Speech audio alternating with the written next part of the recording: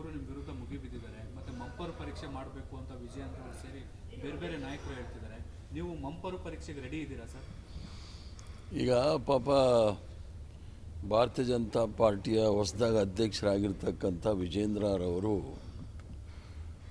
ಒಂಥರ ರಿಟೋರಿಕ್ ಅಂತಾರೆ ಇಂಗ್ಲೀಷಲ್ಲಿ, ಹೇಳಿದ್ದೇ ಹೇಳೆಯ ಅಂಥೇಳಿ. ಇದೆಲ್ಲ ಹಳೇ ಫ್ಯಾಷನ್ ಆಗಿತ್ತು ಮಂಪರು ಪರೀಕ್ಷೆ ಅಂತ. ನಾನು ತಯಾರಿದ್ದೀನಿ. ಮಂಪರು ಪರೀಕ್ಷೆ ಎಲ್ಲಿ ಬೇಕಾದರೂ ಲೈವ್ ಆಗಬೇಕು. ಮಂಪರು ಪರೀಕ್ಷೆ ನನ್ನ ಜೊತೆ ವಿಜೇಂದ್ರನ್ ಕೂಡ ಲೈವ್ ಮಂಪರು ಪರೀಕ್ಷೆ ಆಗಬೇಕು. ಯಾಕೆ ಅಂತ ಹೇಳಿದರೆ ನಮ್ಮ ಯತ್ನಾಳ್ ಅವರು ಹೇಳಿದ್ದಾರೆ 40,000 ಕೋಟಿ ರೂಪಾಯಿ ಹಗರಣ ಕೋವಿಡಲ್ಲಿ ತಿಂದಿದ್ದಾರೆ ಅಂತ ಹೇಳಿದ್ದಾರೆ. ಆದ್ರೂ ಸಹ ನಮ್ಮ ಜೊತೆಗೆ ಮಂಪರು ಪರೀಕ್ಷೆ ಆಗಲಿ. ಮತ್ತು ಮೊದಲನೇ ಬಾರಿಗೆ ಸತ್ಯ ಹೇಳಿರ್ತಕ್ಕಂಥ ಸಿ ಟಿ ರವಿಯವರು ಮ್ಯಾಚ್ ಫಿಕ್ಸಿಂಗ್ ಆಗಿದೆ ಅಂತ ಹೇಳಿದರು. ಇದು ಕೂಡ ಎಲ್ಲ ಮಂಪರು ಪರೀಕ್ಷೆ ಆದರೆ ನಂದು ಒಂದೇ ಒಂದು ಇದರಲ್ಲಿ ಇಬ್ಬರೂ ಒಟ್ಟಿಗೆ BJP ಅಧ್ಯಕ್ಷರನ್ನು ನನ್ನ ಒಟ್ಟಿಗೆ ಮಂಪರು ಪರೀಕ್ಷೆ ಮಾಡಲಿ. ಅದು ಲೈವ್ ಇರಬೇಕು, ಸೀಕ್ರೆಟಾಗಿ ಏನು ಬೇಡ, ಲೈವ್ ಟಿ ವಿನಲ್ಲೇ ಆಗಲಿ. ಮಂಪರು ಪರೀಕ್ಷೆ ಆಗಕ್ಕೆ ನಾನು ತಯಾರು. ಏನು ಸರ್ ಕಾನ್ಫಿಡೆನ್ಸ್ಗೆ ಏನು ಕಾರಣ? ಇಷ್ಟೊಂದು ನೀವು ಮಂಪರು ಪರೀಕ್ಷೆಗೂ ರೆಡಿ ಅಂತಿದ್ದೀರಿ. ಈ BJP ಅವ್ರ ಆಟಗಳು ಗೊತ್ತಿಲ್ವೇನು ನಮಗೆ? ಅವ್ರ ಜೀವನ ಪೂರ್ತಿ ಏನೇನು ಮಾಡಿದ್ದಾರೆ ಅನ್ನೋದು ನಮ್ಮ ಹತ್ರ ಹಿಸ್ಟ್ರಿನೇ ಇದೆ, ಕುಂಡ್ಲಿ ತೆಗೆದು ಇಡ್ತೀವಿ.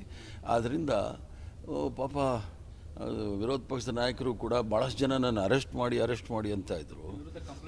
ಕಂಪ್ಲೇಂಟ್ ಕೂಡ ಆಗಿದೆ. ಅರೆಸ್ಟ್ ಆಗೋಕ್ಕೂ ತಯಾರಿದ್ದೀನಿ. ಅಶೋಕ್ ಅವರು ಅರೆಸ್ಟ್ ಮಾಡ್ಸೋಕ್ಕಿಂತ ಮೊದಲು ಇವರು HMTನಲ್ಲಿ ಅಲ್ಲೊಂದು ಫಿಲ್ಮ್ ಥಿಯೇಟ್ರ್ ಇತ್ತು. ಅಲ್ಲಿ ಜಾಲಹಳ್ಳಿ ಪೊಲೀಸ್ ಸ್ಟೇಷನಲ್ಲಿ ಯಾಕೆ ಅರೆಸ್ಟ್ ಆಗಿದ್ದಾರೆ ಅಂತ ಮೊದಲು ಹೇಳಿಬಿಟ್ರೆ ಆಮೇಲೆ ನನ್ನ ಅರೆಸ್ಟ್ ಮಾಡಿ ಏನು ತೊಂದರೆ ಇಲ್ಲ. ನನ್ನ ಜೀವನ ಉದ್ದಕ್ಕೂ ಭಾಳ ಯಾವುದೇ ಆಪಾದನೆಗಳಿಲ್ಲದೆ, ಯಾವುದೇ ಕ್ರಿಮಿನಲ್ ಕೇಸ್ ಆಗಲಿ, ಭ್ರಷ್ಟಾಚಾರದ ಕೇಸ್ ಆಗಲಿ ಇಲ್ಲದೆ ರಾಜಕಾರಣದಲ್ಲಿ ಬಂದಿರೋನು ನಾನು. ಮಂಪರು ಪರೀಕ್ಷೆ ಆಗಲಿ ಎಲ್ಲದಕ್ಕೂ ತಯಾರಿದ್ದೀನಿ. ಜನರು ಶಾಂತಿಯಿಂದ ಇರಬೇಕು ಕರ್ನಾಟಕ ರಾಜ್ಯದಲ್ಲಿ ಅಥವಾ ದೇಶದಲ್ಲಿ. ಅದಕ್ಕೋಸ್ಕರ ಮುನ್ನೆಚ್ಚರಿಕೆ ಕೊಡೋದೇನು ತಪ್ಪೇನಿಲ್ಲ.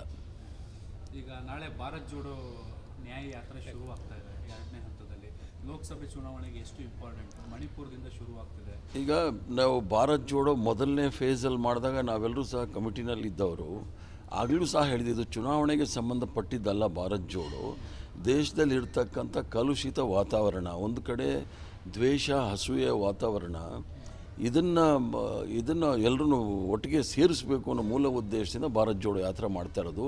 ಮಣಿಪುರಲ್ಲಿ ಈಗಾಗಲೇ ಗೊತ್ತಾಗಿದೆಯಲ್ಲ, 4 ತಿಂಗಳಿಂದ ಅಲ್ಲಾಗಿರ್ತಕ್ಕಂಥ ಅತ್ಯಾಚಾರಗಳು, ಹೆಣ್ಮಕ್ಳನ್ನ ಬೆತ್ತಲೆ ಮೆರವಣಿಗೆ, ಅಲ್ಲಿರ್ತಕ್ಕಂಥ ಕಷ್ಟ ಯಾರಿಗೂ ಅರ್ಥ ಆಗ್ತಾ ಇಲ್ಲ.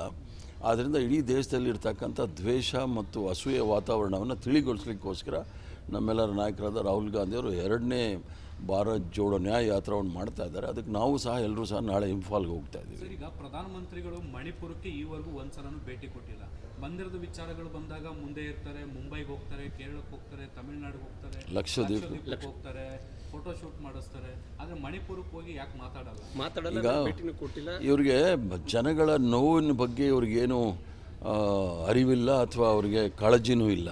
ಯಾಕಂದರೆ ಭಾರತೀಯ ಜನತಾ ಪಾರ್ಟಿಯ ಜನಸಂಘದ ರೋಟಿ ಕಪಡ ಮಖಾನೆ article 370 Ayodhya common civil code ಅಂದವರು ಜನಸಾಮಾನ್ಯರ ಬಗ್ಗೆ, ರೈತರ ಬಗ್ಗೆ, ಕಾರ್ಮಿಕರ ಬಗ್ಗೆ, ವಿದ್ಯಾರ್ಥಿಗಳ ಬಗ್ಗೆ, ಮಹಿಳೆಯರ ಬಗ್ಗೆ ಎಲ್ಲಾದರೂ ಮಾತಾಡಿದ್ದಾರೆ? ನಿರುದ್ಯೋಗದ ಬಗ್ಗೆ ಎಲ್ಲಾದರೂ ಮಾತಾಡಿದ್ದಾರೆ? ಇದು ಒಂಥರ ಪೊಲಿಟಿಕಲ್ ಟೂರಿಸಮ್ ಮಾಡ್ತಾ ಇದ್ದಾರೆ.